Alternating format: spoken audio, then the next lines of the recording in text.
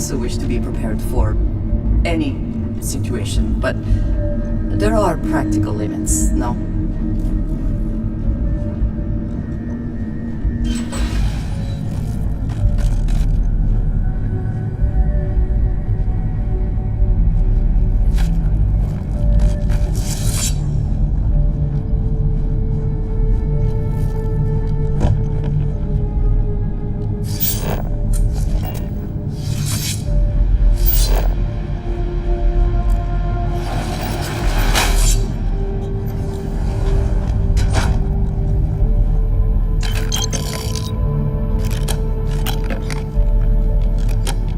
What was that?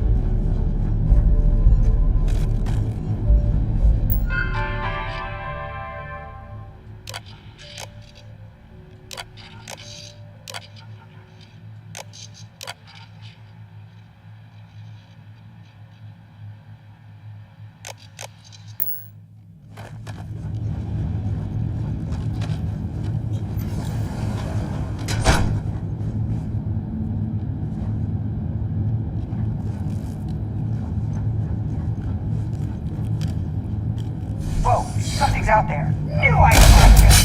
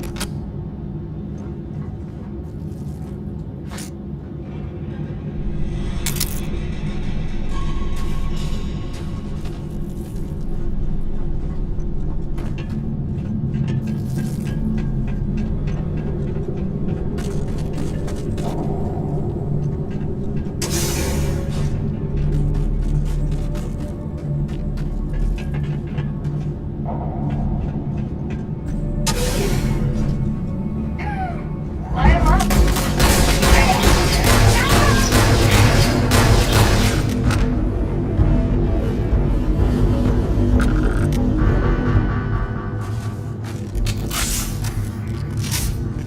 Always worth checking. Never know what you might find in their pockets.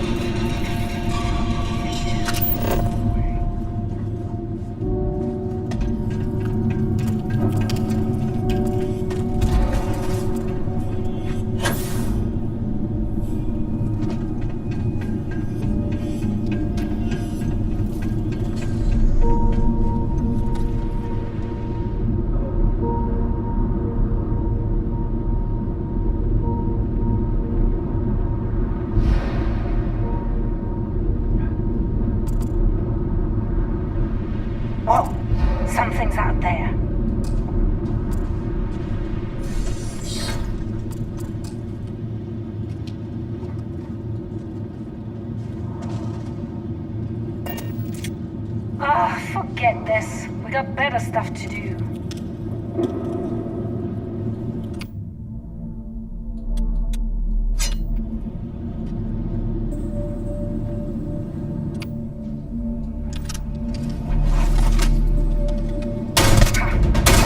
Someone there?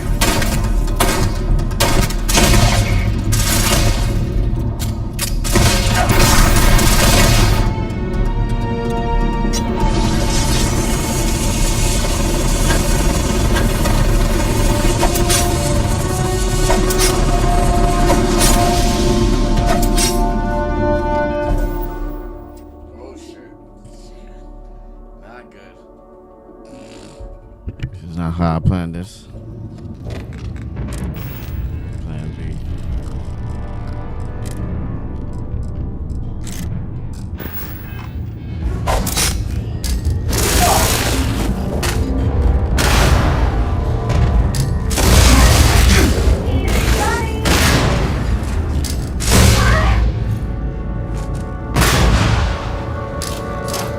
Heads up! You die.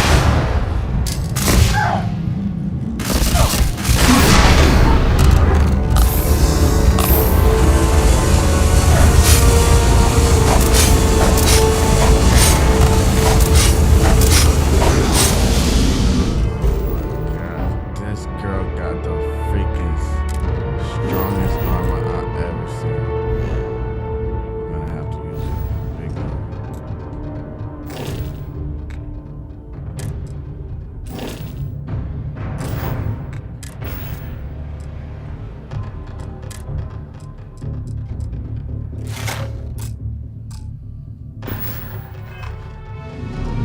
Back up.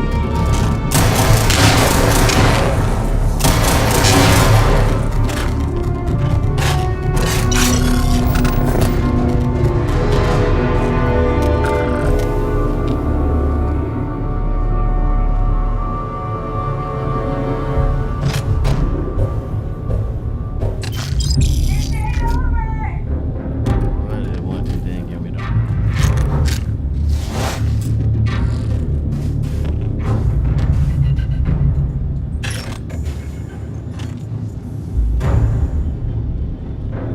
Stuck. I was wondering what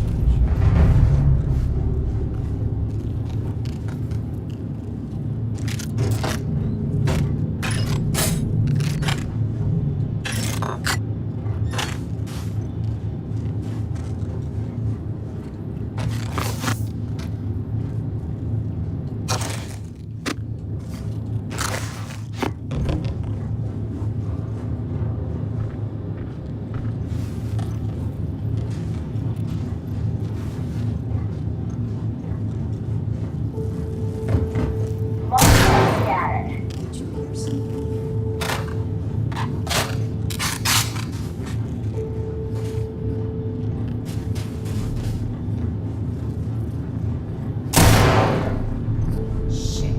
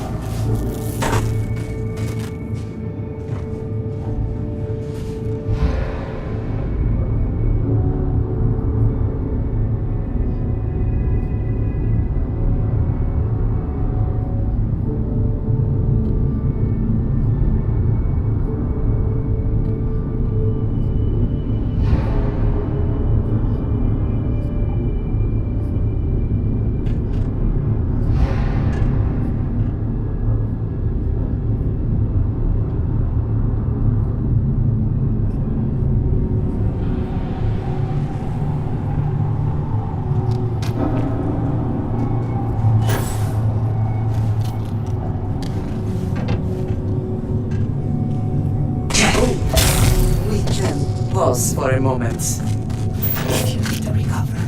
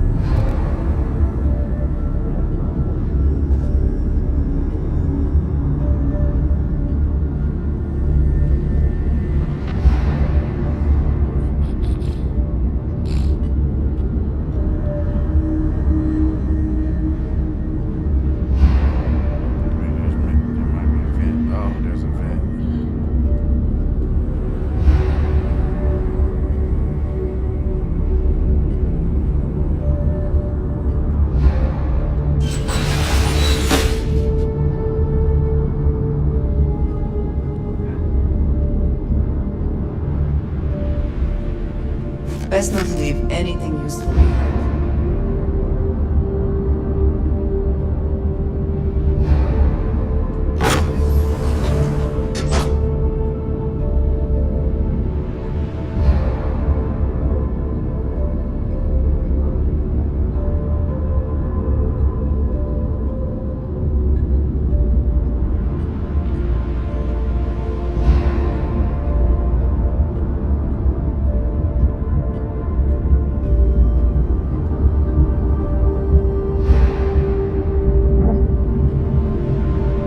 Time to live!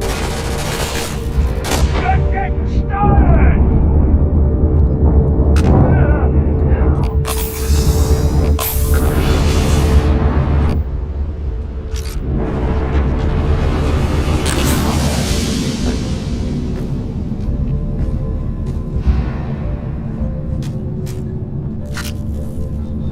I had no choice, man. Jill was too close.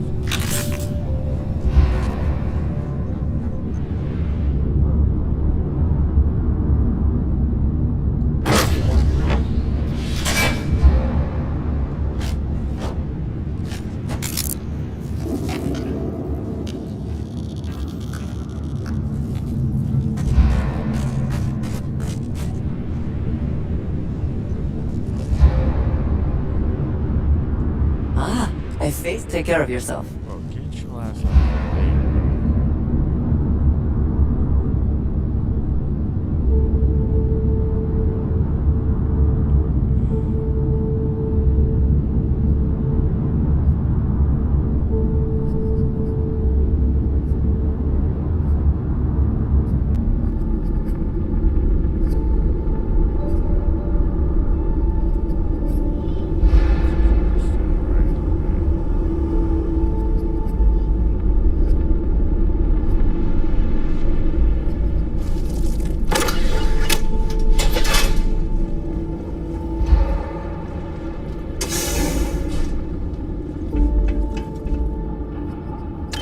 Not everything in the galaxy needs to come with us, you know.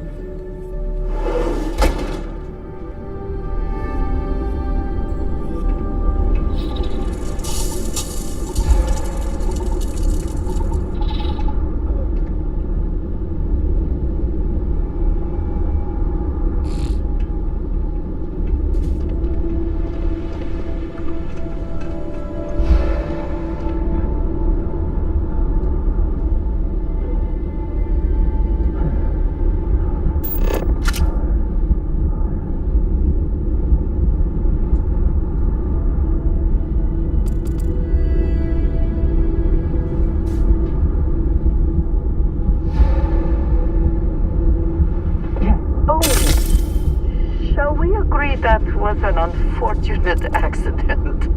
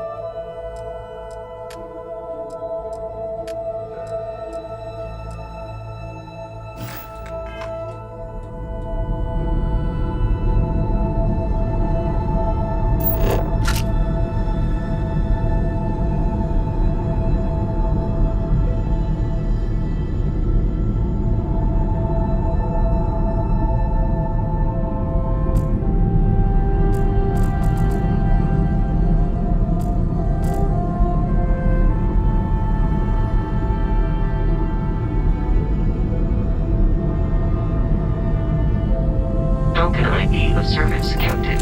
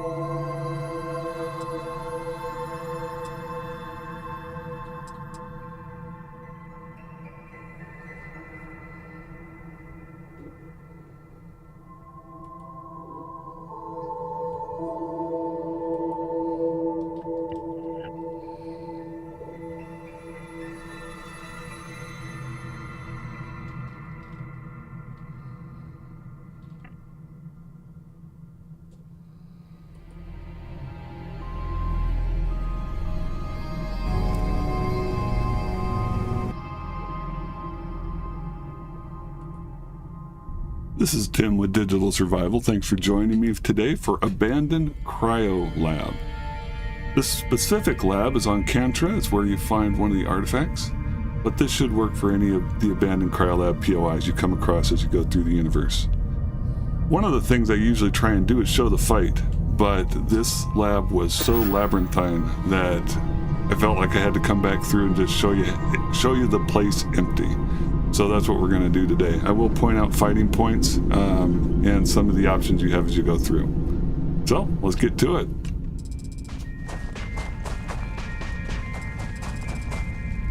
First thing you'll run into is a person right over there. Here we're going to go through that door right there. Now, one of the interesting, the final big, and then this is your way out. So if you're just in a hurry to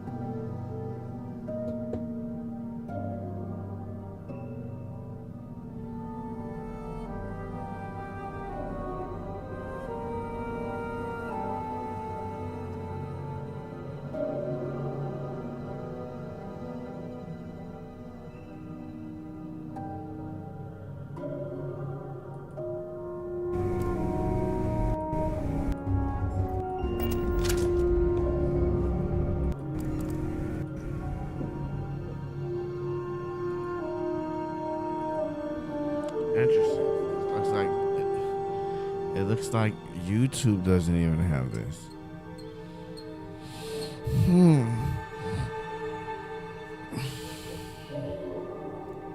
I bet the AI knows about it though.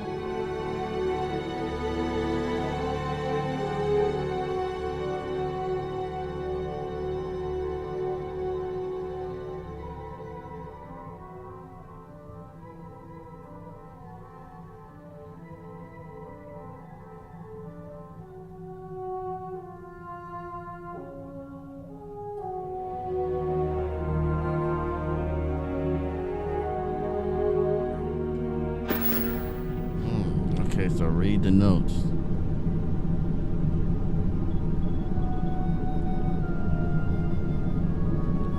I might make a YouTube video about these notes.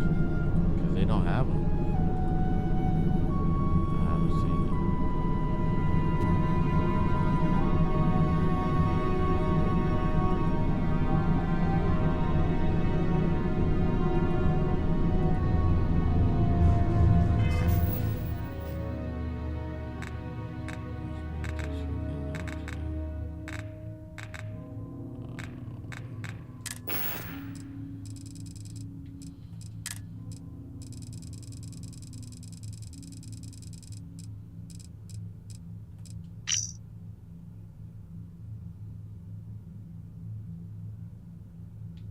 That's it.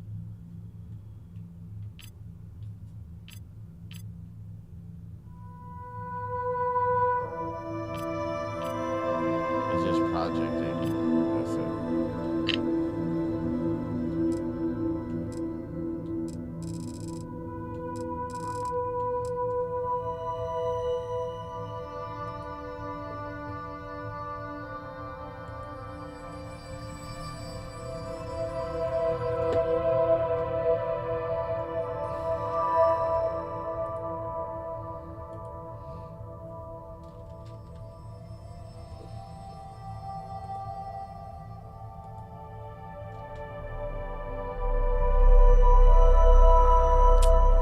I might just save them till later. They might come in handy. Because they were just like in the most low-key hardest place to find. Random spot.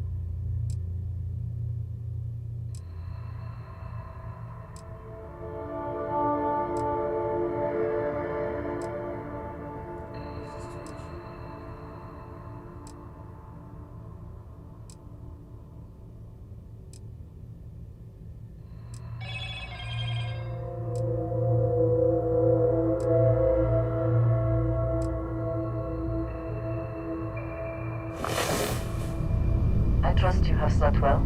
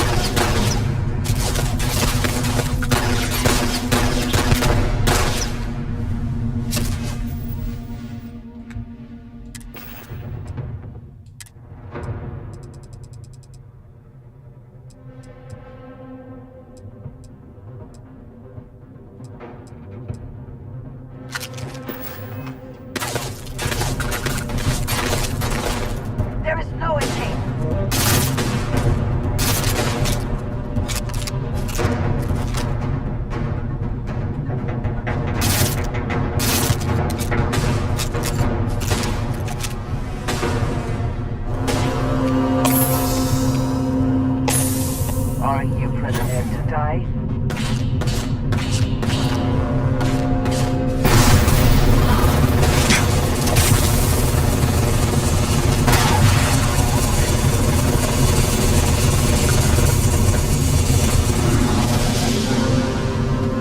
Fatality.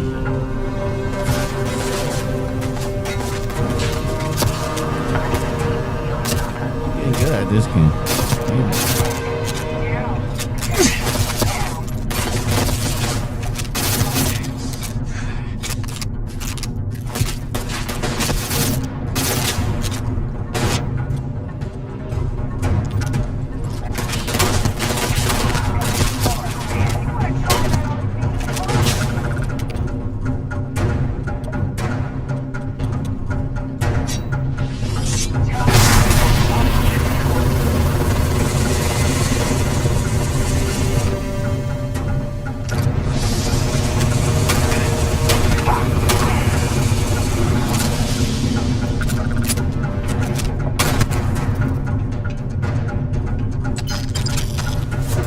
Try that on you. Alright, I'm gonna stop using powers.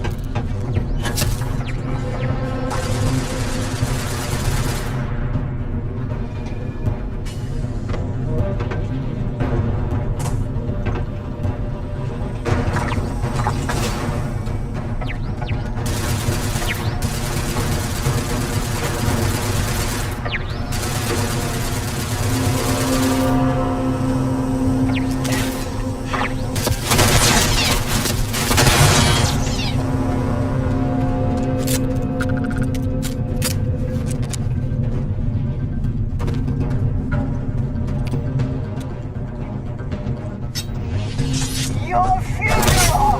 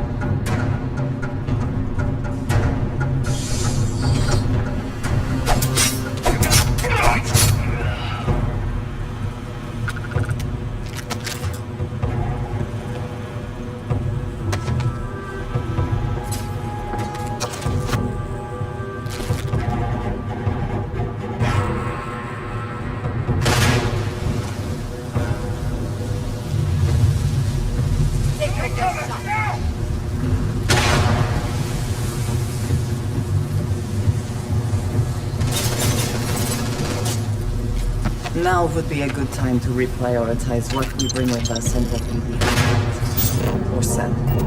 Or throw away. Are you prepared to die? You're gonna get yourself killed!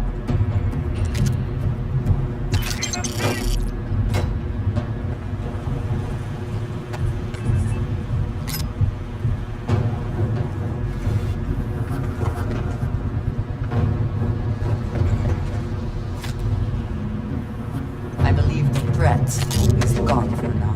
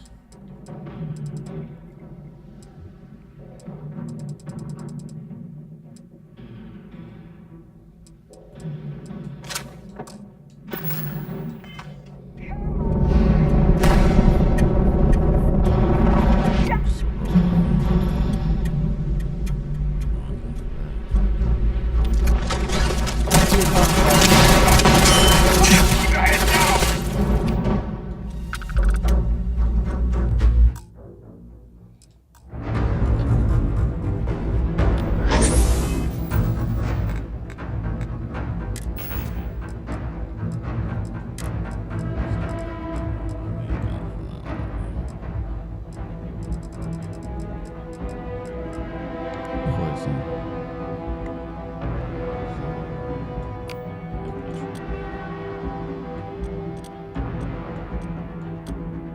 ain't got no space for you.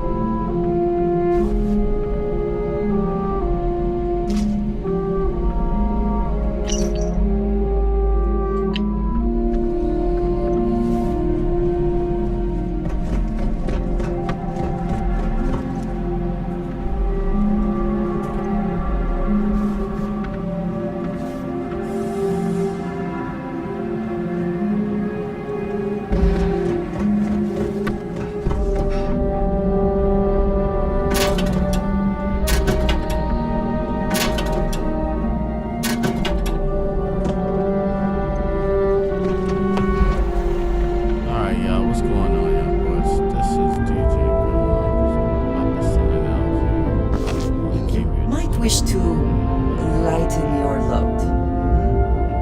One is less likely to survive an ambush when one is weighed down with whatever all that is.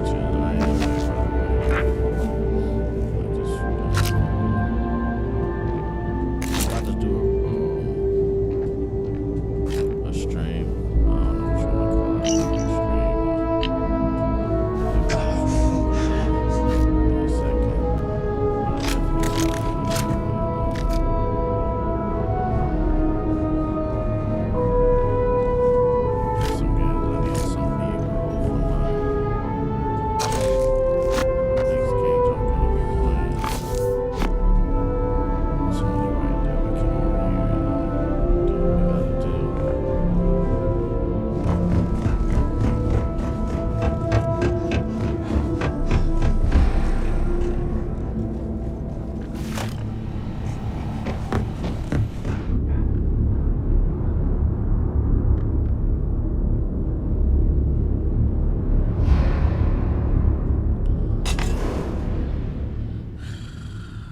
Thank y'all for watching.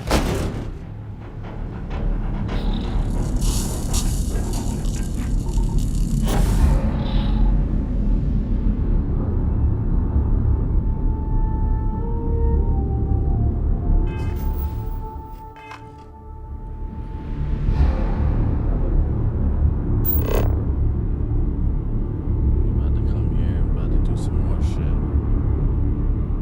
Make sure y'all hit that like, follow, subscribe button. Thank y'all for all your love. I'll see y'all with the follows. Want to thank Kurt Plunk with the follow. Want to thank Lil G, Lil Official with the follow. Slumpy435 with the follow. Jits to go with the follow. I see you guys. Love you guys.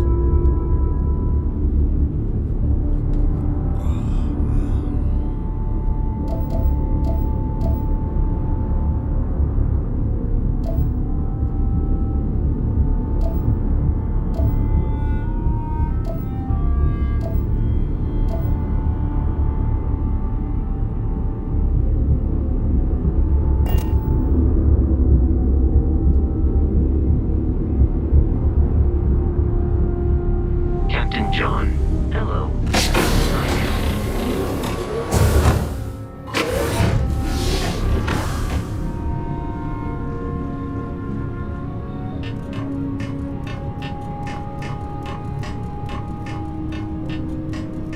So we got a little bit of stuff to talk about. We got the Olympics to talk about. We got the. I think we have some hip hop news. I haven't really. So much other stuff going on with politics. I've been kind of slacking on the hip hop news. We gotta get back to that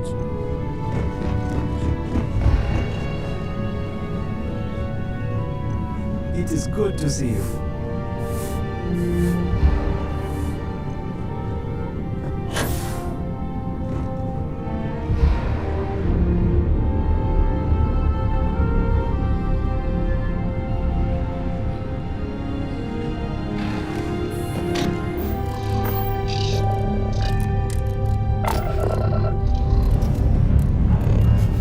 Ship's ready.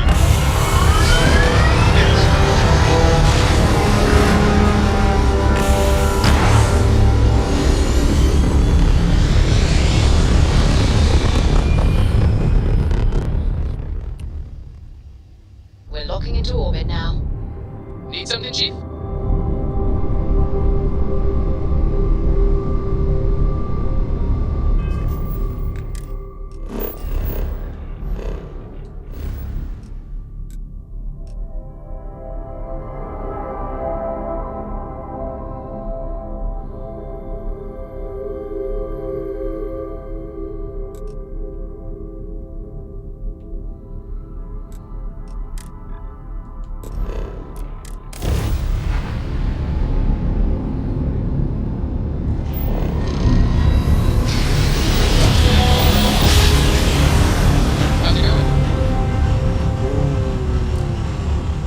See what Nice happened? job. Right on target. Oh wait, I got organs. But wait a minute. You are entering United Colony space. Maintain course and prepare to be scanned.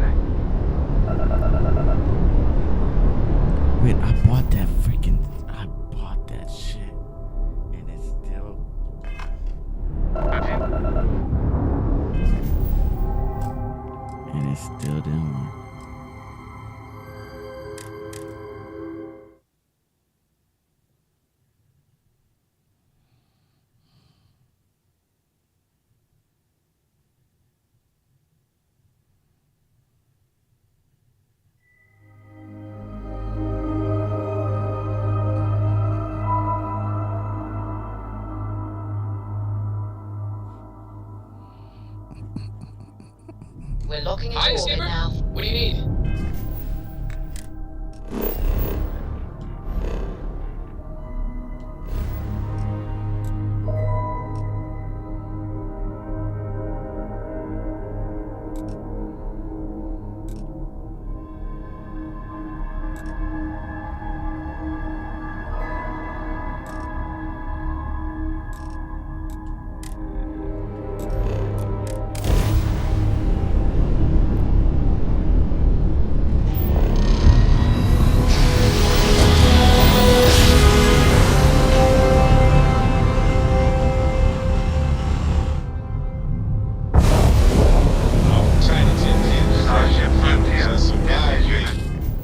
Oh my god, did I just do the same freaking thing twice? Yep.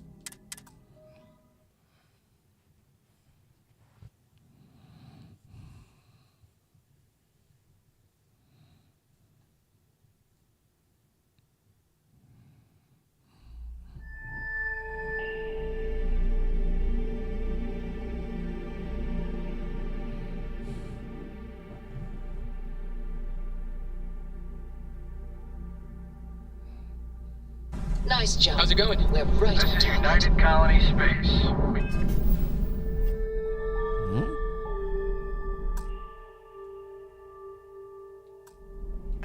Maintain current course while we scan for contact.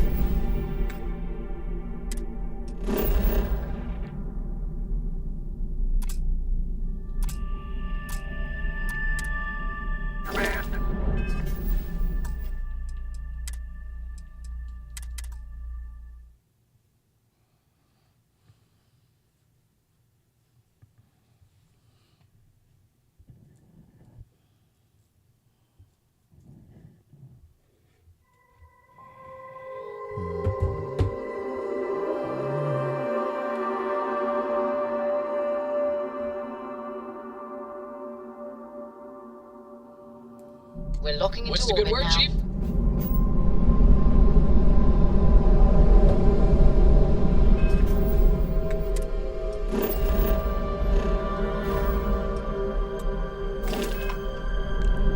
So yeah, I'm gonna come back here. We're gonna do a regular stream for what we usually do. Kind of tired.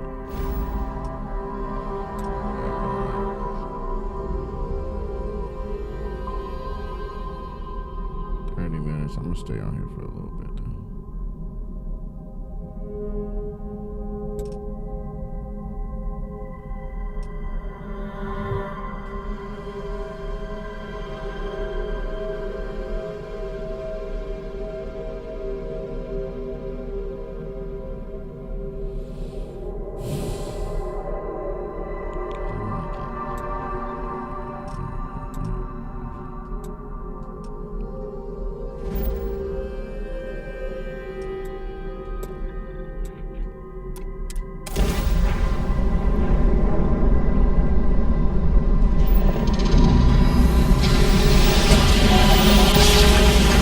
What's up? Jump complete. Propulsion restored.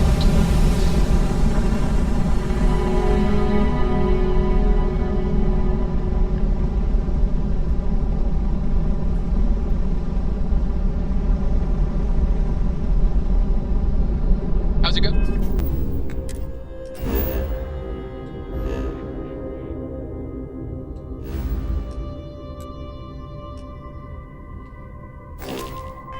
What?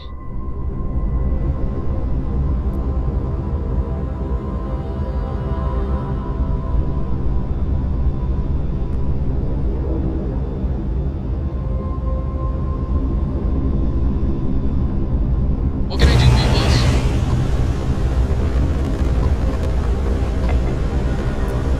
Sedan responding to hail. You are cleared to dock. Welcome to UC Space.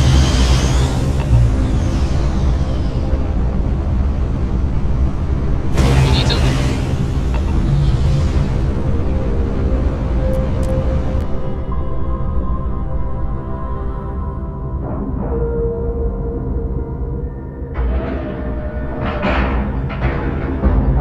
Docking Hey there. How's it going? complete. We're good to go.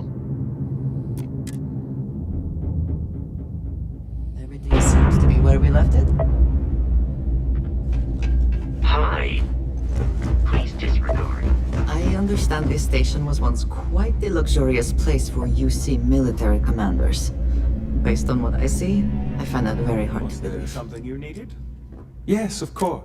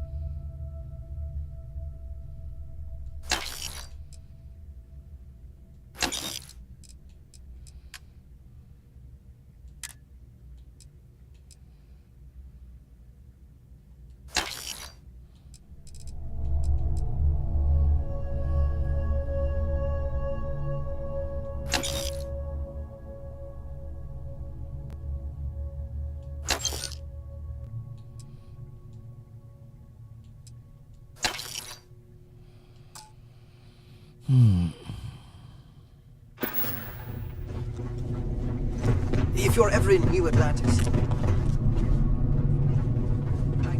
Hey, what can I do for you?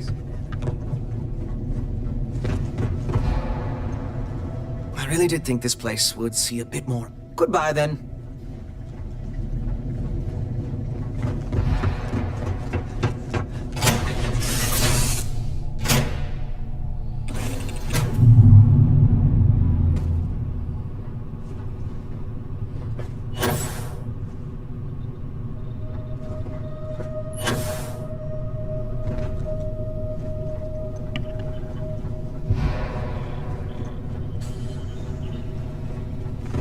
Alright, yeah, so 2 p.m. guys, when I'm gonna come back on here.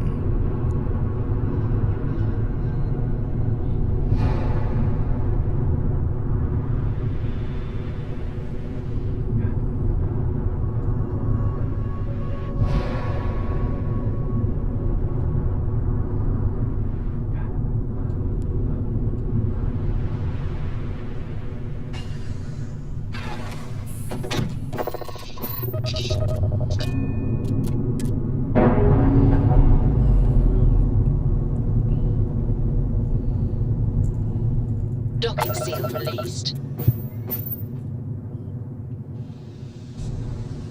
Where am I gonna go?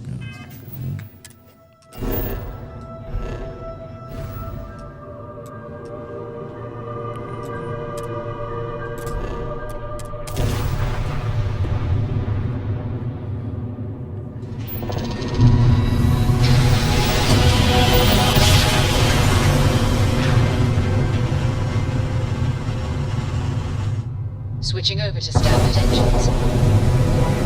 Starship Frontier, this is United Colony Security. Maintain course and prepare to be scanned.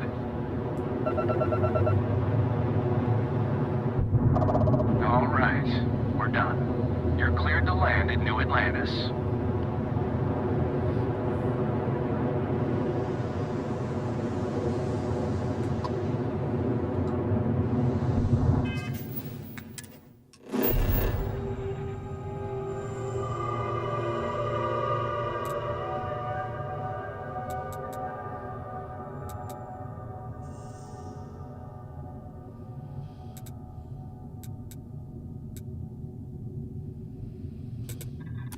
Alright, I'll see y'all. Actually, I'll stay here for a couple seconds. What else I want to do real quick before I leave?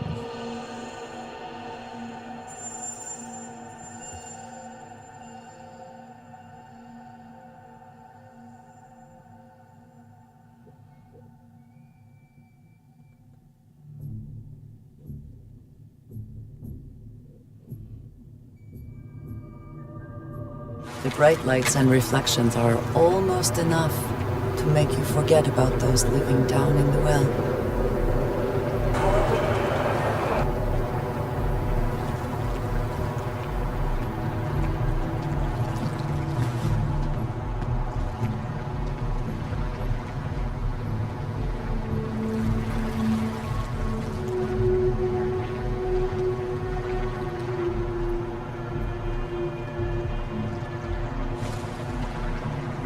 Someone who has many stories to tell.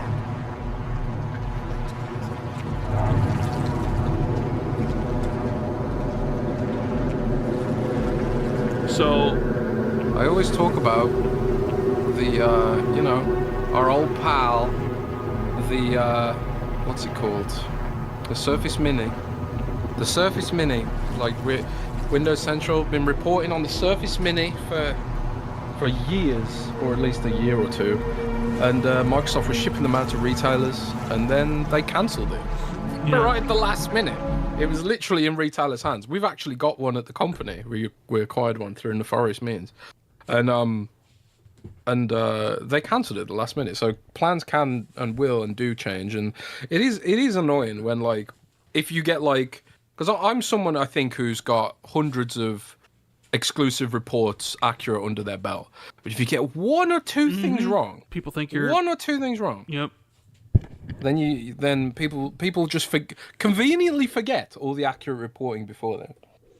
Yeah. So I said it in a way where it was like, oh man, I think maybe this might happen later. I didn't say it was going to, because somebody said to me, it was like, oh, you're gonna have articles written about you tomorrow. And I'm like, no, I won't. And sure enough, nobody wrote any articles about it, because it's like, what, are you gonna write an article about somebody's predictions about something? Like, that's kind of stupid.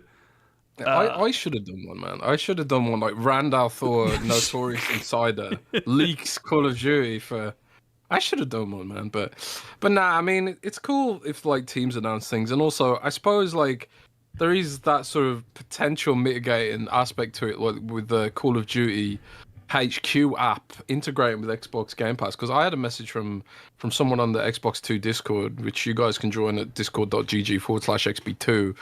I had a message from someone who was saying, like, so Call of Duty on Xbox is now Xbox Play Anywhere, but if you're someone who's purchased one of the other bundles on Xbox, you don't get Play Anywhere. And I think one of the issues they've got with the way the entitlement works is it's all messed up, because Activision did it their special way, where they're like, okay, we're going to have a SKU that's cross-gen, we're going to have a SKU that's not cross-gen, we're going to have one that's $10 more expensive over here, and one that's cheaper over here, and all that kind of stuff. And I think that sorting through all that stuff and making sure it works with Microsoft backend, which probably isn't the best back-end system for all this stuff in the first place. Back-ends never are. In my experience, back-ends are never polished or user-friendly. They're always like cut corners and minimal because the consumer doesn't see them, you know. So it's always like it's held together with duct tape on the back end and everything up front. It's like that meme with Homer, where like on the front he looks like. Have you seen that Homer Simpson meme where he's like he's all muscly down the front, and you turn him around and he's like he's pinched all his skin back with tape or something. But I suppose there could have been a potentiality that it could have been delayed because of all the complexity with the entitlements, but nah, we got there and it launched on time. And have you tried it out at all? I mean, I haven't played Modern Warfare 3 when it came out. You know, I always play the Call of Duty games when they hit. I always play the campaigns. That's all I care about in these games. It's interesting to see. Okay, it's interesting to hear someone who's always played the campaigns like myself versus somebody who really hasn't played a Call of Duty campaign in a while, because their reactions to the game I find to be very different from one another. And I had this experience with talking about Call of Duty Modern Warfare 3 with Mr. Matty Plays and Lord Cognito. Now, Mr. Matty Plays is very much like me. Plays the campaigns, enjoys them. It's like action movie. It's just like, hey, there's a new COD out, I'm going to play it, right? I think the only campaigns I didn't play were like Black Ops 3 and maybe Vanguard, but I played all the rest of them, and some of them are really good. Like the OG Modern Warfare games, even like Modern Warfare 1, the reboot from 2019, Infinite Warfare, I think is amazing and is completely overlooked by a lot of people. That might be one of the best Call of Duty Modern Warfare or Call of Duty campaigns in general. So there's a lot of campaigns that are really well done, right? I remember people. I feel maybe I'm misremembering, but wasn't Infinite Warfare like poorly reviewed? Did it review poorly? I don't know if it reviewed poorly, but people didn't like it because of the way the multiplayer was with all like the future tech. You know, because that wall running and shit, right? I don't know. I mean, I didn't play the multiplayer of it, but all I cared about is the campaigns. And I will tell you, Infinite Warfare is a great Call of Duty campaign, but is also an excellent science fiction game. And I was always pissed that we never got a sequel. The year before was Advanced Warfare, which kind of had like the futuristic tech with some of the advanced movement. I do think the rumors point to Advanced Warfare 2 being a game that's going to be coming out in a couple years from now. But it's getting back to the story about Mr. Matty Plays and COG is Mr. Matty's like me, plays all the games, plays the campaigns, enjoys them for what they are. And COG is someone who hasn't played any of the recent Call of Duties, right? But because it's on Game Pass or whatever, he's going to play them. So as someone who's like plays the Call of Duty campaigns every single year, I play Modern Warfare 3 and I'm like, this is a step down. A severe step down from what they've always been. And it's like, yeah, I mean, how much can you really do in a year and a half? Right? That was the one that was rushed. And it's like, you can sort of appreciate it, like, wow, they made this in a year and a half? That's crazy, right? In a good way. But when you compare them to all the other campaigns and the fact that they, like, used Warzone maps to flesh out the campaign, it was like, here, drop into this map and do whatever. It just was like, man, this is, like, actually, like, bad campaign, right? And, you know, I think it's, like, the lowest rated Call of Duty of all time on Metacritic. It's a 56 or something. People didn't like the game. But then COG, who hasn't played any of the recent Call of Duties, he loved it. He was like, this is great. Like the campaign's fantastic. And I've seen that sentiment, you know, around from people who, you know, essentially haven't played the game in a long time. It's like, man, this campaign's really good. What are these critics smoking? And it's let me ask you this, right? Because I've had this question here and there. And the question is essentially, do I need to play Modern Warfare 1 and 2 remakes to play this? Because I am, like COG, I haven't played a Call of Duty campaign since World at War. So on the 360, because I don't really like Call of Duty campaigns, generally speaking. I play multiplayer, I play zombies, and then I dropped off Call of Duty entirely and went to Battlefield. But Battlefield's shit the bed too now. So now I'm just kind of like, maybe I should flip back to Call of Duty, and Call of Duty's on Game Pass. It's not going to cost me $70 because the games inexplicably never ever seem to go on sale, which is another issue. No, I think they go on sale actually quite a bit. I think they're on sale right now.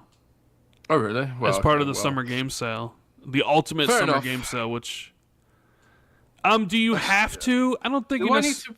Well, Do I need to know the characters? Should I learn the characters? I mean, yeah, you should. I mean, the characters are through like Modern Warfare 1, 2, and 3, and the story is progressing from each one to the next. So you would be a little bit lost about who these people are and why they're doing the things that they do. It's tough to say, is it a requirement? If you really care about like the story and the characters, then yeah, I would say probably you should. But if you don't, if you just want like, you know, a good, linear mission that'll, game that'll last you 8 hours with some cool set pieces, then not. Not everybody cares about the stories and games or whatever. Mm-hmm. But I think Modern Warfare 1, the reboot from 2019, is worth playing. I think that game's actually pretty damn good when you talk about these newer ones. So it'll be interesting to see how, like with Call of Duty Black Ops 6 coming this fall, I've seen people ask why hasn't Microsoft, or why wasn't the first drop Black Ops related? Like, why didn't you drop the older Black Ops games in Game Pass so people could freshen up on the story, right? Because I think Black Ops 6 is a sequel to Black Ops 2, if I'm not mistaken. I could be wrong about that, but I mean, there are stories and characters that are intertwined and stuff, so... But I don't know if it really matters. Do they care that much about the campaign? It's really, Call of Duty is all about the multiplayer for the majority of people out there. Not for me, because I'm a weirdo. So you do have to wonder. It's like, okay. Well, no, it's not harsh. It's like, I'm a weirdo. I like the campaigns. But I know that's not what makes the money, and I know that's not the reason why people are going to be playing the game or subscribing to Game Pass. And, you have to wonder with Microsoft being like, was there, like, okay, we need to figure out what game to put into Game Pass. Is Modern Warfare 3 the right one to do it, to put it in beforehand? I think it is. Mainly because it's the most recent one. It's the one people are probably playing the most.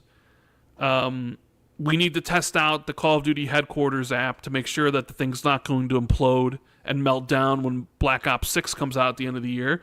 So your only two choices are basically Modern Warfare 2 and 3, because they're the only two games within that app. And it's like, well, why would you do 2 when you might as well do 3?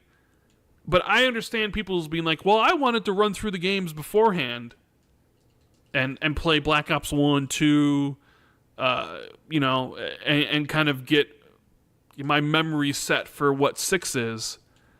And I sort of do wonder when that will happen, because I don't think we'll see another Call of Duty game enter Game Pass before Black Ops 6.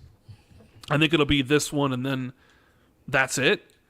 So I also sort of wonder when they will drop another one, right? Like, are we going to get into 2025 and it's just Modern Warfare 3 and Black Ops 6 in there?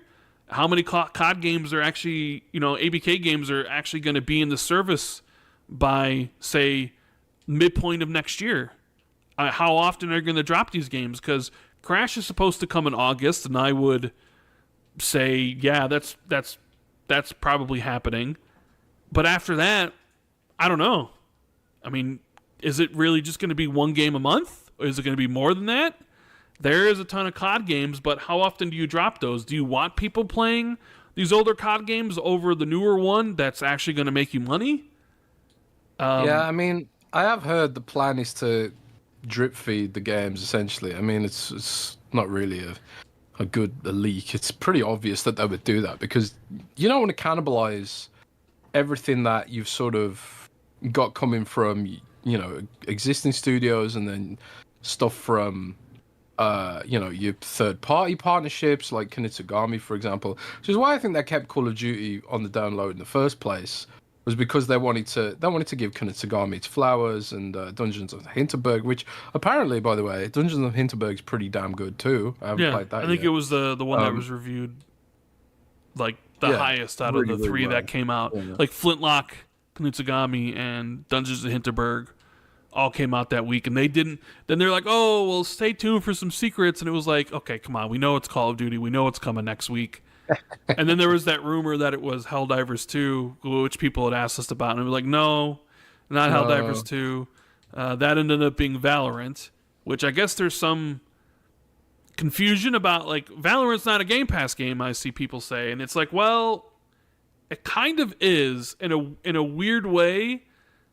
That see, sometimes when what we think something's big or what something is, Microsoft might think differently about something, right? So because Valorant's free to play, it enters into our minds like, well, free to play games aren't in Game Pass, so it's not a Game Pass game, and it's not a Game Pass drop, right? Because normal games drop into Game Pass, they're like, you know, you have to pay for them, $20, $30, $40, and it's dropped into Game Pass, and now it's free because you have the subscription. Valorant's a different story because it's free to play. However, they have that big Game Pass deal with Riot that they announced a couple years ago, where Xbox Game Pass Ultimate users, I think, or is it just PC users? I think it's maybe both. If you link your accounts, Game Pass users get like a whole bunch of free content in all of Riot games. They get all the League of Legends characters for free. They get some perks for the mobile stuff, but they also, for Valorant specifically, get all the agents for free, which I guess costs a ton of money if you buy them all. Oh yeah, I mean, Valorant, Tencent has a great relationship with Microsoft from what I've heard. So I mean, yeah, I mean, it stands to reason that they would count it as a Game Pass entry, especially for purposes of like assessing how it impacts PC Game Pass. Because obviously, I think Valorant's the kind of game that is probably, it's all about, Microsoft's big focus right now, and I really want people to understand this. Their big focus right now is finding new users, and these are new to Xbox. They call them new to Xbox, NTX users, new to Xbox. And these are users who are not in the ecosystem at all. They're people who need to make a new account. So they really want to assess how stuff like, you know, these deals with Valorant, how many people will come in from that are existing Valorant users? How many people will make a Microsoft account to take advantage of this deal? And how many people won't bother with it? How many people think it's not worth it? You know, so they want to get new to Xbox users to you know, because the perception is that the console user base is maxed out. They're not going to grow unless they're still users from Sony, and the cost of acquisition for getting people from Sony's install base is much higher than just going somewhere new. You know, instead of gunning for Sony's users, you can just save the money and gun for PC users or cloud users. You know, we're going to talk about cloud as well a little bit later. So, yeah, for the purposes of Game Pass, I suppose Valorant is definitely a Game Pass entity for the purposes. Well, the of reason why metrics. this kind of came up is because I think somebody had put it out there that there was a secret Game Pass game coming at the end of the month, right? Yeah. And there was like rumors, people were putting out People there. were trying to work out what it was, I think. That like, oh, it's Helldivers 2, which doesn't make a lot of sense considering the game's 5 months old, and when would they have done the Xbox port? And even if it does come to Xbox, there's no way it would be 5 months after release, and they're having their own problems right now with their numbers on Steam dwindling, and I think they just announced some like a new what their August like biggest update ever. Yeah, the biggest update ever, because they need to. So it'd be weird for them to be like, here's Helldivers 2 on Xbox. It'd be like, well, when did you do this port? All these sort of things, right? Yeah. But people wanted it to be that because it would have been like a huge thing, and it's like, well, what secret game could it possibly be? And it was like, I think I told you a couple weeks ago that I thought it was gonna. I didn't know. Like, I knew it was Modern Warfare 3. Like, I've known it was coming to Game Pass for like over a month now, and the other game was kind of like, I think we were talking about it, and eventually I said to you, I think it's Valorant. And that's what it ended up being, because, okay, they have the beta. Now the beta's open. But then people were like, well, it can't be that because it's not a Game Pass drop. But it's like, sometimes you have to think about how Microsoft views things, not how, like, we would view something. Because I always hear things. People always tell me, right? They'll always say to me is like, oh, there's a huge Xbox announcement coming, right? Or something like, oh, Microsoft thinks this is going to be massive or whatever. And I always say to those people that tell me this shit, and I was like, keep in mind, sometimes what Microsoft thinks is a big announcement isn't what you would think is a big announcement, right? Because they have a lot of different areas that they're thinking about versus just you or me. So while like Valorant isn't what somebody would be on their first mod of like, oh, a free-to-play game and coming out, that's not a Game Pass drop. But to Microsoft and their Riot partnership and how big Valorant's going to be on consoles, because it looks like it's definitely going to be bigger than Concord. That it could drive some people to link their accounts and get some value out of that, because Microsoft made a big deal out of this. So always keep in mind what Microsoft thinks is big may not necessarily think we would think is a big announcement. So I always tell people that, because they'll come and be like, dude, I'm hearing this, like blah blah blah blah blah. I'm like, keep in mind what Microsoft thinks is big may not be what, because I've heard that over the years so much from people, and I'm just like, yeah, but Microsoft thinks differently than we, like, oh, there wouldn't be that. Like, I remember talking to somebody about this specific thing when I was trying to figure out what this secret game was, and I said I think it could be Valorant, and they're like, that's not a big announcement. That's crap. That's a free-to-play game. And I'm like, you got to think, though, like, for Microsoft, that's going to bring in a lot of players. It's going to get played a lot. People might subscribe to Game Pass to save the money. So to them, it is something big. And when you explain it like that to them, they're like, yeah, but that would be so lame. I'm like, well, I guess, but, it is what it is, right? Yeah. I guess when we were talking about COD, we do have to bring up this thing where apparently, maybe, possibly, the next CODs might be impacted by the strike. Yeah, the Riot strike. Yeah, well, the SAG strike. Because they're striking today. The SAG after strike. The voice actor strike.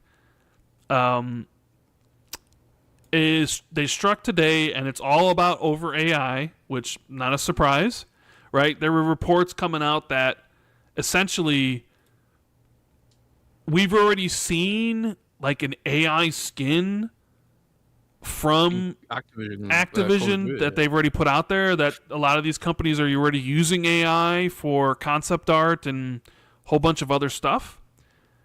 But it came out yesterday or a couple days ago that SAG's voice actors and stuff are going to strike because they can't come to any sort of agreement with the game studios over protections over AI, which was a big strike with the Hollywood strike that was going on last year that lasted for quite some time. Mm-hmm. And these are the game studios essentially that would be impacted. So SAG-AFTRA had been in negotiations with several video game companies and their performance production arms since October of 2022, including Activision Productions, Blindsight, Disney Character Voices, EA Productions, Formsa Interactive, Insomniac Games, Epic Games, Take-Two Productions, VoiceWorks Productions, and WB Games. And those companies now likely won't be able to hire unionized actors to perform motion capture or voiceover work for their games. So Apparently, games though that are already like in production as of like late last year won't be affected, and I believe people were worried that would this affect Grand Theft Auto 6? Because of course everything has to revolve around Grand Theft Auto 6, right? Oh my God, is Grand Theft Auto 6 going to get delayed because the voice actors can't work? But Kotaku's reporting that essentially no, Grand Theft Auto 6 won't be affected by the strike or however long it lasts. So whenever the game comes out, if it gets delayed again, it won't because of the strike. But I mentioned here Activision Productions, which I assume is, Activision Blizzard. So depending on how long these strikes go, I sort of wonder if Call of Duty would be impacted at some point, because they do use motion capture. They do use, obviously, I think, like union voice actors for their stuff. So, depending how long you play, depending on how long this goes on, could you see a Call of Duty essentially skipping, depending on how long the strike goes on, Yeah. I mean, did you mention that the Grand Theft Auto is exempt? Well, no, I said Grand Theft Auto's not going to be affected by this. Yeah, they're exempt or something. Well, I think it was any of the games that were in production or whatever from the end of last year are exempt. It's like essentially future games, like stuff that's to be going, soon. So I didn't see anything. It's not super. Strike doesn't have a huge amount of teeth if it's for future games, but it is interesting how AI is increasingly sort of infecting the discourse around everything. Elon Musk is using your tweets to train his AI now. You can opt out. I'm surprised they're allowing you to opt out, but they just sort of snuck it in there though. They didn't really announce anything, but someone noticed that they were doing that, So, yeah, I don't know. AI is really irritating, and it's really funny as well, Ran. OpenAI is on course for bankruptcy because. Is it? Yeah, they are, because they're not making any money. So everything costs. AI costs an enormous amount of money. Server-based technology, all cloud, all GPUs. It's an enormous amount of money, power, water cooling, all that stuff. But nobody really wants it. It doesn't make any money, right now. No money at all. So, like, in order to keep the business afloat, they keep having to sell bits of the company, and get investors in, do funding rounds in exchange for, equity and stuff like that. So they keep selling chunks of the company. And this is why, like, Microsoft even has a large stake in OpenAI, is because they sold a chunk of the company to Microsoft to fund the operation for XYZ amount of years. But apparently the money they're burning through it so quickly that they could go bankrupt in the next 12 months if they don't get more money in, according to some analyses. And all this AI stuff is just like, it's just so expensive right now, and the return on investment isn't clear, And if like, is it really worth? Is it cheaper to AI generate a skin for COD than just have a human do it when you factor in the vast amount of server costs? And I think that's part of the conversation that isn't really happening right now. Yeah. It's weird, bro. Yeah. I mean, Google's scraping this podcast. I know. For AI. I know. I saw that. I think I saw one of the AI things put out. I saw it on Twitter. It was like they were using Nintendo to and one of the anime studios to train their AI models. Like I saw it like dumped. Like, here's what they're using to train their models. I saw this thing where Twitter's going to be using people's tweets and replies and stuff to train Gronk, and you're automatically like opted in for that, so you have to like go on the web to disable it. It's kind of crazy what's going on here. So I'm not surprised that they're striking over AI, because that is going to have an impact on voice acting and motion capture, just like the studios did. I wonder how long, because I sort of feel like I feel like, how do I say this? I feel like the difference between last year's Hollywood strikes and what's going to go on here is I feel like Hollywood studios eventually were like, okay, fine, right? Our business revolves around real people, and okay, we won't do the AI thing, right? But in video games, the real people, you don't really see them. You don't see Tom Cruise. You don't see, Chris Pratt on your screen. In fact, like, usually when it's a big celebrity like Keanu Reeves, it's like, that's why I was surprised. It's Keanu fucking Reeves, and he has a ton of time in Cyberpunk, right? But, like, the biggest voice actors and stuff, you probably don't even know who they are. Most people, you ask them, who's the biggest voice actor in video games? They'd be like, Troy Baker. God, I can't even, off the top of my head, I can't even really think of Troy Baker. There's Troy Baker. There's Nolan North. There's Abby from Last of Us, who's a Kate from Gears 5. Jen Taylor. No, Jen Taylor did Cortana. Yeah, but she does a lot of stuff. No, but Femship as well. Yes, she was, but she's not. She wasn't Abby, and she wasn't Kate from Gears 5. No, I'm just saying, like, right. Like, if we're trying to remember the right, but I'm saying, like, while movie stars are visible and all those sort of things, the voice actors and the motion capture people aren't. And as I've always said with video games, people don't want to know how the sausage is made. They just want the sausage. So they might have a tougher time getting the protections they want from the video game studios, because the video game studios might feel that these people are replaceable.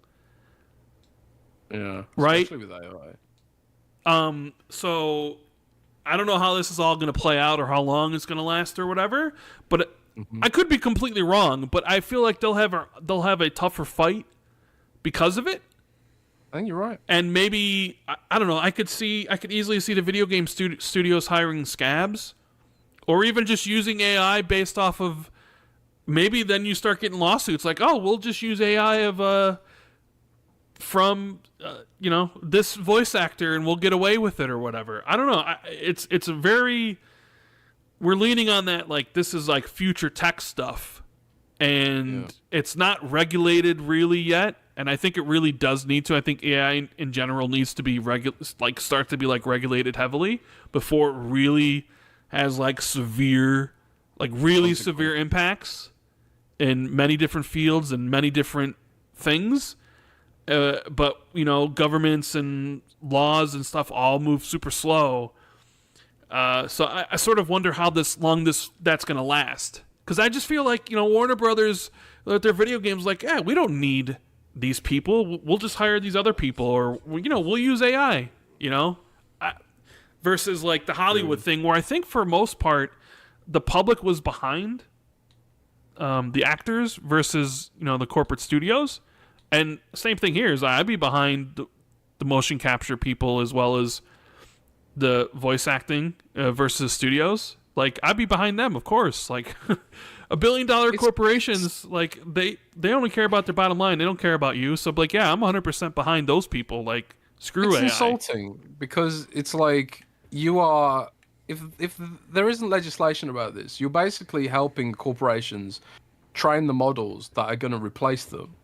So it's like, oh yeah, you can use all my data and my info. You can use my motion capture, my art, my voice acting, and that'll help you train models that can replace me in the future. It's just like, it's a big issue, man. And we're feeling it in publishing. Because Bing just announced a new AI first search thing where it's like you don't even see the websites the content's being stolen from now.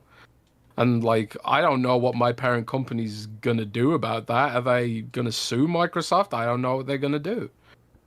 We always ask these questions. It's like, increasingly you start to wonder, like, is there a legal leg to stand on here?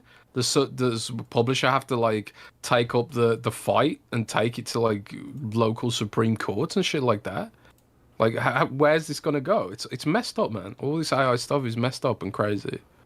I have no idea where it's going to go. But right now, I kind of feel like all the tools that are available to the public, like the consumer-oriented tools, I kind of feel like they're all garbage. I've tried to integrate, like purely out of professional, I cover Microsoft, so I've tried to use Microsoft Copilot in my day-to-day workflow, and I just can't because it's just not worth using. Like whenever I ask ChatGPT or OpenAI or Microsoft shit to give me some information, it's either just wrong or it's just like, I don't know, garbled or flat, and then I end up having to write it myself, and it's just like, I could have just written that myself. I could have just looked it up on Wikipedia if I was researching something, gone straight to Wikipedia, done a bit of research, and then written it myself, and that would have eliminated the step of having to try and fix the bullshit from the AI. I'm not saying that AI doesn't have its uses. I heard it's being used quite prolifically in financial analyses right now, for example. And also, like, there is one AI tool that I do use a lot, which is Adobe's generative background fill. That's really useful for changing the aspect ratios of pictures and stuff. But I don't know, man. I don't know how they're planning to. I don't know how Microsoft looks at Copilot and thinks, "Oh yeah, this is going to make us shitloads of money." Like when, like Amazon Alexa, for example, they've spent billions of dollars on Alexa, and a lot of houses in the West, millions of households in the West, have an Alexa speaker. It's cost Amazon billions. They have spent billions on that tech and getting it out there, making it really cheap. And that's kind of a similar kind of thing. It's all cloud-based. It all uses servers. It's expensive to run. Doesn't make any fucking money. And now you're looking at what Amazon did with the Alexa stuff and being like, oh, we can do that even better. And again, it's like, I don't think people really value this stuff. I don't think the value proposition is there. I don't know. Maybe I'm crazy. But I don't know. It's whatever. Yeah. Well, we'll be keeping an eye on the strike to see how it progresses. We got Meat Puppet with the $5 super chat says, "Is it me or is Modern Warfare 3 turn Call of Duty into a game launcher where you can access the other Call of Duty games?" Well, I mean, that's the whole sort of point, is that COD HQ. COD HQ is a launcher for the Call of Duty games, and within COD HQ, you can access Modern Warfare 2, Modern Warfare 3, and the upcoming Black Ops 6, which is why I speculated that the reason they're releasing Modern Warfare 3 now is because they want to test out the entitlements, right? Is that you download the launcher, and then you can install the games that you want. But with Game Pass, it's going to be like, well, which game, do you have? And there's a lot of things they would need to test to make sure that, oh, you downloaded Call of Duty Black Ops 6. Well, that doesn't necessarily mean you get Modern Warfare 2 or Modern Warfare 3. Or, oh, you're playing Modern Warfare 3, but you're not, you don't have the rights to play that. So I think there's a lot of things that they can fix in that. And that's one of the... It's one of the things people complained about, is that the COD game should be in a launcher, that your cosmetics and stuff should carry over, which for the first time ever, the cosmetics and stuff all did carry over from Modern Warfare 2 and to Modern Warfare 3, and people were really happy with that. However, I don't think they're carrying over to Black Ops 6. Oh. I don't think they are. I could be wrong about that, and maybe I am. So we'll see if the COD launch, if that's where like all the games from the future are going to just go directly in that launcher, and that's just going to be what it is. But yeah, it is a launcher, and there are the other games on there, and I think that's. I wonder if they're going to isolate it by franchise. Like Modern Warfare 4, you get your skins. Maybe. But Black Ops, you have to carry them across. Possibly. Logic Bomb with the 5 says, "Not to cause hate, just a discussion. In Assassin's Creed, you use the Animus to play as a descendant. So how can your character be L or G?" Yeah, we'll be talking about Assassin's Creed in a little bit, because what's L or G mean? I'm not really sure. Not really sure. Something else happened at Microsoft, not necessarily like Microsoft corporate, but Bethesda Game Studios has wall-to-wall unionized. Yes. And apparently so has the World of Warcraft team over in Blizzard. or at least they're talking about it, or they've done it. I think they've done it. Yeah. I think they've done it. But yeah, I've asked around about this because I'm not someone who I'm not familiar with unions because I've never been in a union. I don't know anyone that's been in a union. I know unions are quite big in the UK, like train union and the transport union and the teachers union and stuff like that.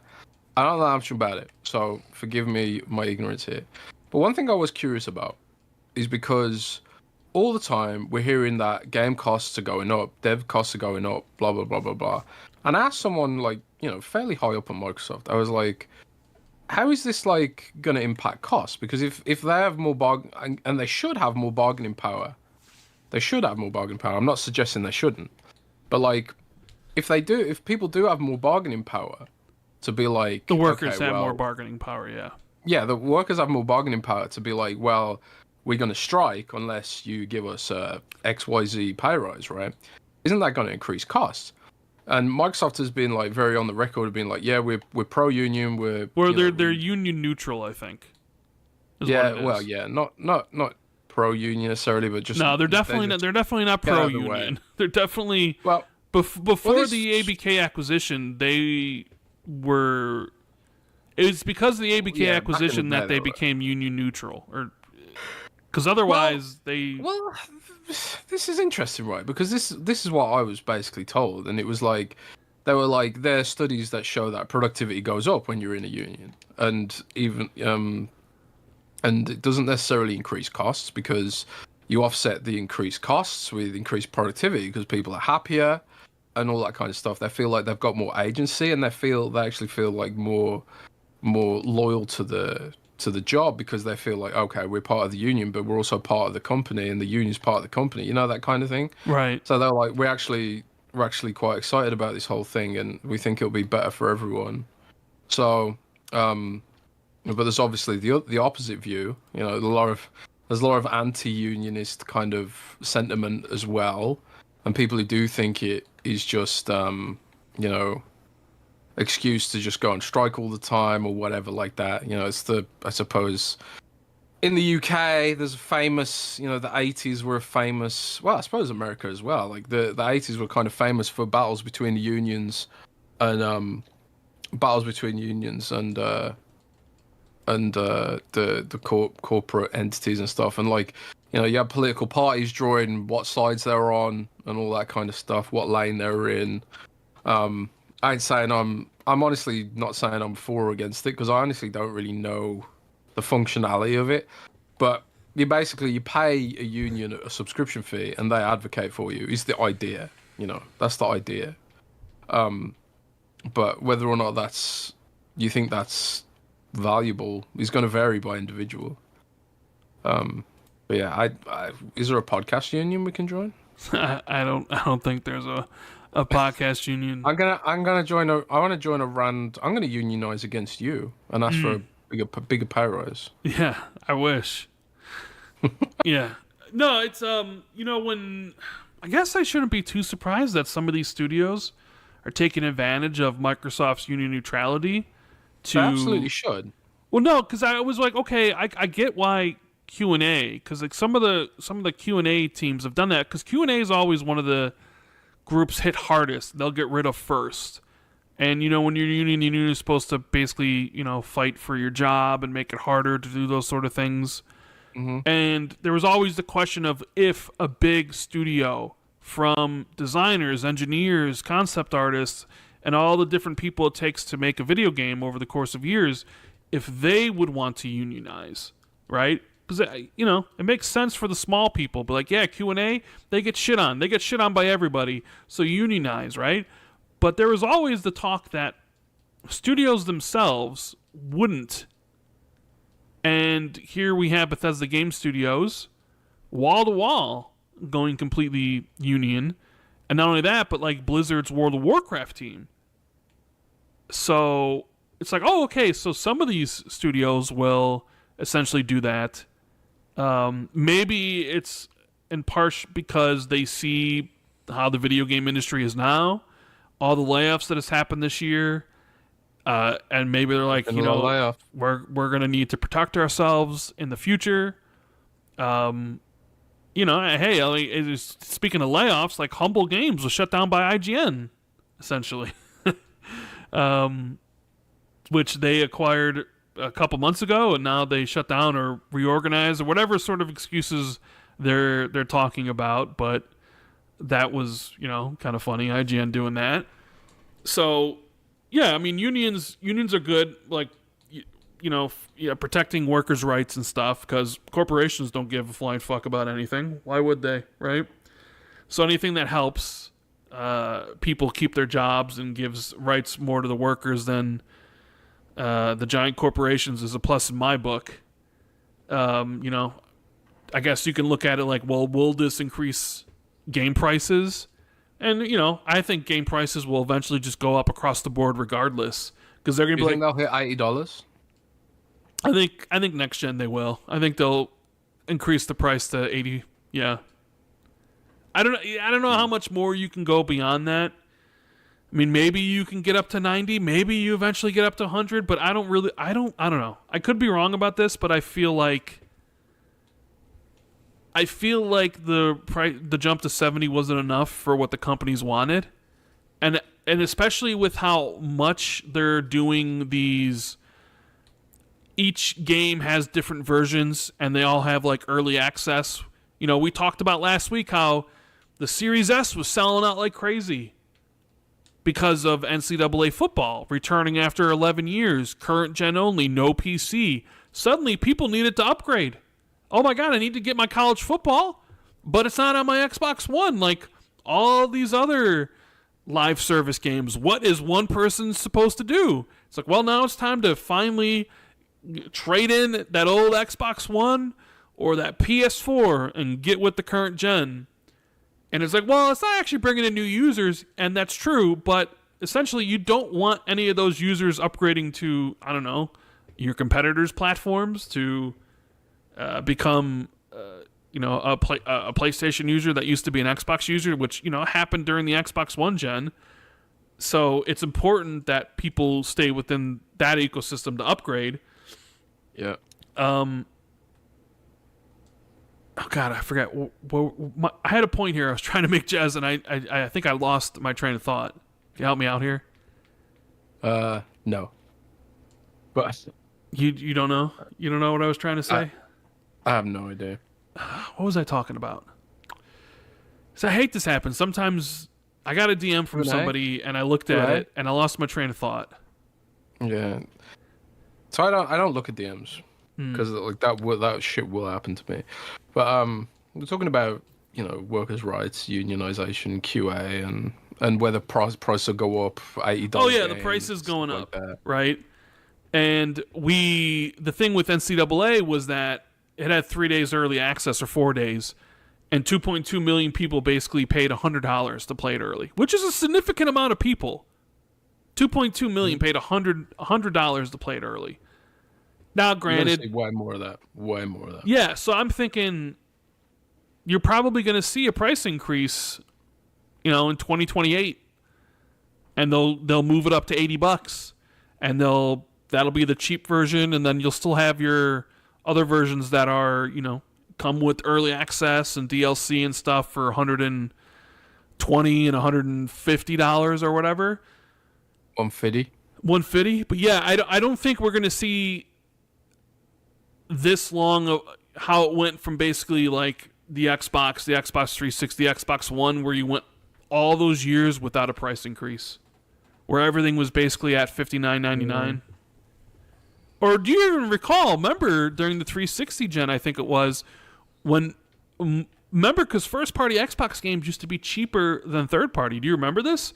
When Gears of War, I think, was the first $59.99 game, because they used to, because the idea was, who is Microsoft paying that royalty fee to? Remember? Because all the third parties have to take into account, okay, we're going to be losing 30% because we have to give this to PlayStation, Nintendo, and Microsoft. So they had to pay $59.99. But Xbox first party games were $49.99. Because Xbox doesn't have to pay themselves. Who are you paying the royalty fee to? Nobody, because it's yours. So their games were cheaper. And then with Gears of War, they raised it up to $59.99. It was ever like that since. That's the thing. It's like once they start raising prices, they never go back down. You know, ever. It's like, no. But it's the same for Microsoft too. It's like their costs go up too, and you know the cost of retail goes up, and Amazon wants a bigger cut, and you know electricity costs go up. Everything goes up, so they have to put their costs up too, and they want to get more profit. And so, like when some companies put up their prices, everyone puts up their prices, and it's like a big cover. It's like, oh, it's inflation, and a lot of it isn't inflation. It's just, oh well. They've become more competitive because they put their prices up, so we arbitrarily have to put our prices up as well, because that's the mechanics, the pitfall of capitalism is that there is market forces and supply and demand is supposed to dictate the prices of things, but that's not always the case. You know, when there's not enough competition, that's in certain, especially in certain crucial areas of the economy where there's not enough competition, that can end up putting up the prices of everything, and you start talking. I mean, this becomes like a wider philosophical discussion about supply and demand and market economics. And I'm not saying it's bad before people get triggered. I'm just saying it is what it is, and I'm not saying there's a better system. If there is a better system, I wouldn't know what it is. I'm just saying that's the way it is, Right. People get really sensitive and upset when you criticize or even analyze the way the economy works. People get really triggered about that. But it's just reality. It's just cold hard math. And, I'm not saying there's a better system. There probably isn't, but it's the reality that we live in. There's a lot of greedy companies out there who will put their prices up even above the rate of inflation just because they know they can get away with it because there isn't any competition. Like, you have to use that company so they can just get away with it, which is why it would be really bad if we ever ended up in a situation where Sony was the dominant console or gaming leader and they could just put their prices up arbitrarily. I mean, I suppose a mitigating factor there is privately owned companies that actually have a moral compass, like Steam, because Steam is like privately owned, no shareholders to speak to, whereas like Sony and Microsoft are shareholder owned, and the shareholders only care about their portfolios increasing. So like when you've got like a mitigating factor like Steam, that's like a great example of competition actually having a positive impact on keeping prices down. And I think we are seeing a shift to PC because people are starting to perceive it as cheaper over time, even though PC like got a big upfront cost, maybe potentially cheaper over time as a result of not having to pay for online Steam sales up the wazoo. Maybe even piracy is a factor, but yeah, I don't know. It's one reason why I think the next Xbox is probably going to be more open than I think people would expect. Right. I guess let's talk about the delays, shall we, Jez? Yeah, delays. We've had a bunch of delays. Stalker 2. Delays. Stalker 2 delayed. They announced it with what again? Which I thought was no. They announced it with really again. That was the name of the YouTube trailer. There's a guy in the video, like a character in the game. He gets like a notification on his app or whatever, and it's like Stalker 2, November 20th, and he's like, "Really again? What the hell?" Right? It's quite funny. I don't know if you saw, but a lot of people were really upset with Eurogamer because they put out a tweet and they put it in quotes, "Really again," and they're like, "Stalker 2." That made it sound like they were saying it. Yeah, and everybody was like, "Oh, you piece of shit! How dare you be so insensitive to do that or whatever?" And I'm just like, did anybody actually like watch the video or like see the name of the YouTube video? It was called "Really Again." We always joke about, me and you always joke about on the show how people just read headlines and they never actually watch videos or read the articles or whatever. And I couldn't be more true than this. And I guess you could say if you didn't watch that stuff and you just saw it, you would think Eurogamer is like talking shit about Game World and delaying the game after giving it a release date. But when I saw it, I was like, well, why is did you guys not watch the video or read any of that stuff? And because it's like the guy literally says, "Really, a gun?" and yeah, I mean that's a lot of people's reactions because how many times has that game been delayed for good reasons? Because they're obviously developing a game in the middle of a war, so it's not that surprising. And so here we are again. The game's delayed from September 5th to November 20th, and I do think I think normally people are like, you can delay a game and they'll be happy, but if you delay a game too much, they'll get pissed off. I do think though, because of the circumstances surrounding this game, everybody's understandable. Everybody is very much like well aware of what's going on while they make this game. But now Xbox There's a lot is of mitigating circumstances here. now Xbox's fall is a little bit packed here, and I think you put out a tweet like, what should they do? Because rumored release date of Avowed November 12th, Flight Sims November 19th. Now you have Stalker 2, which is timed exclusive for X amount of months. The court documents said 3 months, but maybe longer now. That's November 20th. You have Indiana Jones, which according to Tom Warren's targeting December. And, you don't even know where Towerborn falls in there. And you have all the games coming in September. You have COD in October. And I think you put out a tweet being like, hey, what should Xbox do? What was your exact tweet? Let me see if I can find it here. Let me go to I was like, should they delay Avowed? Should they delay Indiana Jones? Should they delay nothing? Or should they delay everything? Yeah. And what was winning your poll? Do you remember? Let me see if I can delay find nothing. It. Delay nothing was winning the poll. I don't see your poll anywhere. Huh. It's there somewhere. How long? I mean, you couldn't have tweeted this long ago because it's based off the. The other day. You got this weird. I got this weird urge to become a long haul truck driver, huh? Yeah. I was just like, the call of the open road, man. Okay. It calls to me, bro. So you have, with quarter four looking a bit stacked for Xbox and Game Pass, do you think one of these should be delayed? Delay Indiana Jones, delay Avowed, delay nothing, and delay everything. And you have 13,000 votes in here, with 55% say delay nothing, 13.7% say delay Indiana Jones, 13.4% say delay Avowed, and 17% say delay everything, which, I mean, can't really take that one seriously. I take it seriously because the backlog is real, bro. The backlog is real, but if you want, new subscribers for Game Pass, you kind of need to put in new releases. Not realistic for Microsoft, but yeah.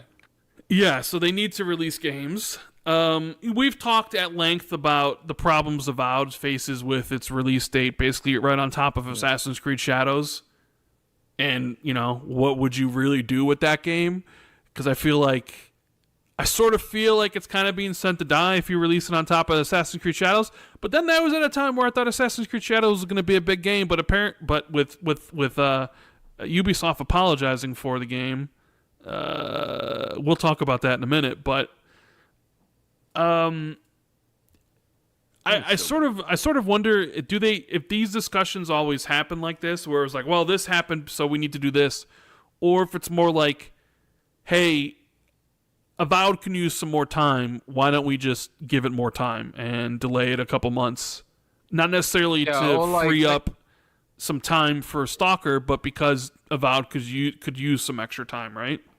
Well, they could literally go to the devs and say, look, if we give this 6 months, what extra could you get in? What additional features could you bake in to make this, worth the delay? How can we sell this delay? That kind of thing. So I think there is that aspect to consider as well. Like even if say for example, if Avowed was going to get delayed,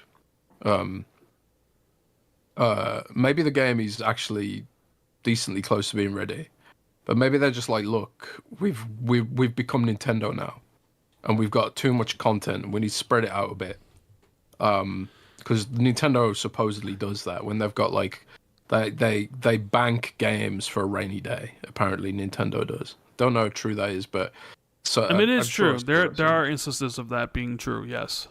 Yeah. So like, if you're Microsoft and it's like, well, we've got too much content, I wouldn't drop Avowed, Shattered Space, Assassin's Creed Shadows, and everything else on top of each other. I think you're kind of like, you kind of, I don't know. There's just a sort of potential there that you're gonna waste investment there if you sort of send Avowed out to not die. That's probably overly dramatic, but like if you send Avowed out to sort of like not meet its full potential because you have sort of taken this view of, well, we'll just ship it willy-nilly, you know. Maybe that can be like, what extra features can you add, and the, you know, that helps justify it to themselves and I guess to the devs as well. And it's like, oh yeah, we were going to cut this feature, but now we can add it because we've got more time, you know, that kind of thing. So yeah, well, I mean, like, you know, I've seen people talk about Sony might be sending Concord out to die. Yeah, and you know, especially with Valorant entering open beta on console, that's going to be big. It's free to play. With all the existing free to play games that already exist, you know, that already you can play on these things, like here comes Concord, releasing next month on PlayStation and PC with the $40 price tag in a world of all these other shooters out there being free.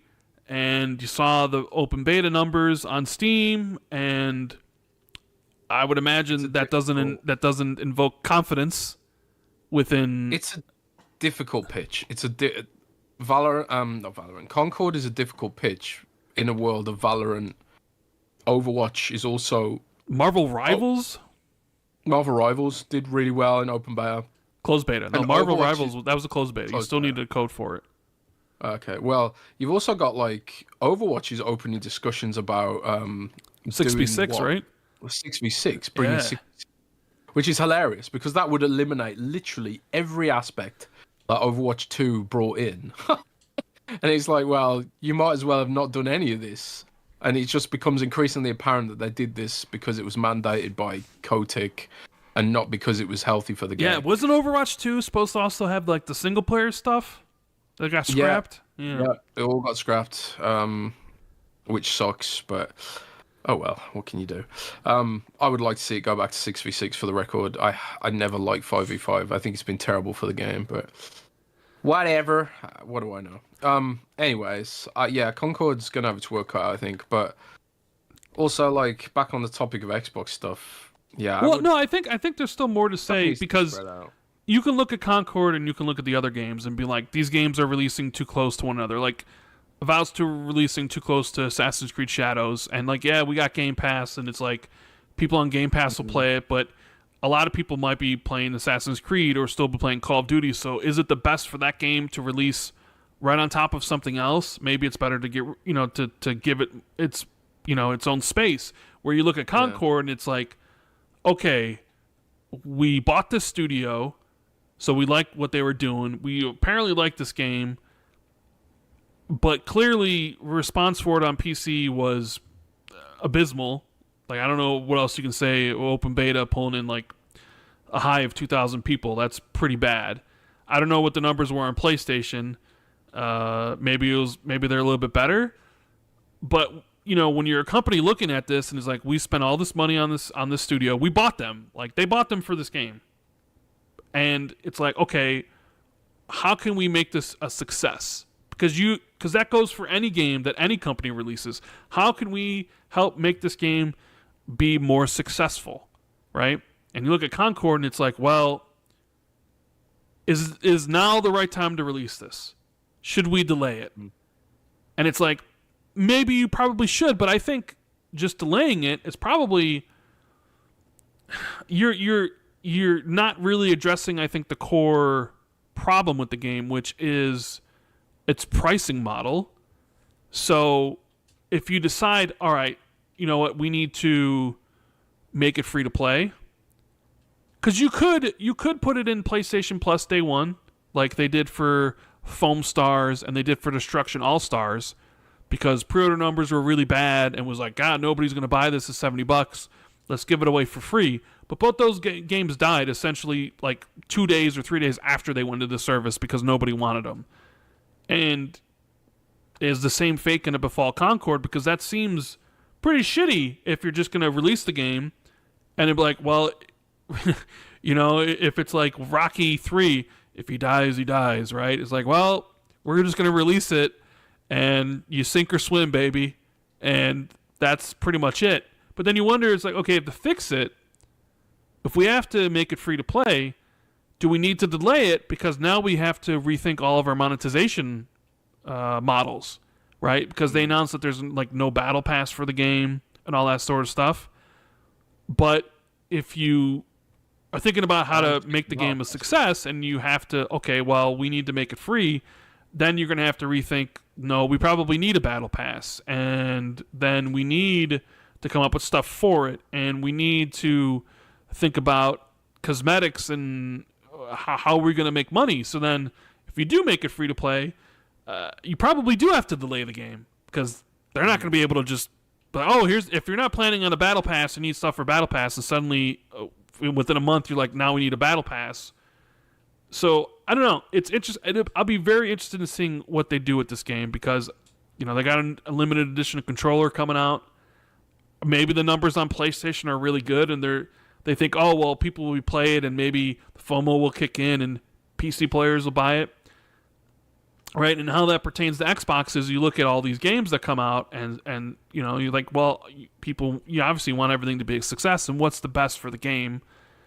I sort of feel like if I were to take a stab at what the future holds for this fall for Xbox first-party titles, I would say, I would predict that Indiana Jones slots in November, early November, and Avowed gets delayed to early 2025.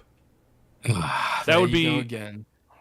Well, no, I don't. There you go again. Don't take that as any sort of like inside information or whatever. I just don't. I mean, I have no clue about any of these things. I'm just saying. Okay, bro. I'm just saying when you look at it, I think. I think Indiana Jones. Well, speak your truth. Come on. I am going to speak my truth. I think Indiana Jones will release in November, and I think they'll give Avowed extra time to clean up whatever it needs to clean up and come out next year. So that's what I think if I were to guess would happen. And the game I'm most excited for is Indiana Jones, and I always kind of did feel it was weird it was coming out in December because it would miss out on all the award things because you sort of like Troy Baker would get a nomination for Indiana Jones, especially if he plays it really well. Oh yeah. Rand, I'm going to go off on a slight tangent here for a moment. Okay. Have you ever considered a career in Hollywood? Why? Like as an actor? I just think you'd be really good at acting. No, an actor, huh? I think you'd be a great actor, bro. I don't know why. It just popped into my head randomly there for no reason whatsoever. Hey, I mean, you did like my ad read, right? Yeah, it was amazing. It was amazing, bro. Yeah. we'll see how we'll see how it all plays out eventually. Yes, indeed. Because sometimes there is too much at one point, and we even sort of talked about that back in 2021 when they released Halo Infinite and Forza Horizon 5 within days of each other. We thought it was like, was that really the best thing to do? Like, is there going to be overlapping audiences? Other companies EA is pretty notorious for what they did to Titanfall, right? Yeah. Titanfall on top of Battlefield, and it was one of the best Battlefields ever. It was kind of like, bro, what are you doing? How do you do Titanfall like that? So yeah, I think Microsoft would be cautious, and I think like in yesteryear, it might not have mattered to have been so cautious potentially, but in the Game Pass era where it's like your return on investment is heavily incumbent on reducing churn, as in stopping people from unsubscribing, then it probably makes sense to be conservative about where we, make delays or make adjustments. So, Yeah. We got a $5 super chat here from Will Brookboy Lewis, who says, So was this Valorant on console drop the rumored game that would break the internet? Yeah, I'll see you in a little bit. I'll be back at 4. The break the 4 internet thing PM. didn't come from me, but It's your yes, boy that DJ was Grandma. did not come from Welcome. us. It definitely did not. We never. Yeah, I never whatever. hinted Fuck at all it that because, shit. well, I'll see y'all at quite 4. frankly, I didn't know what Deuces. it was. So I was like, well, it could have been anything. Like I knew Modern Warfare was coming, but the other. Music. Yeah, I'll see y'all at 4, man. We're gonna have a regular stream, have some fun. I got a whole little bullshit plan. But I'll be back at 4 p.m. I'll see y'all later. Deuces. It's your boy DJ Grandma. Stay War TV. Yo.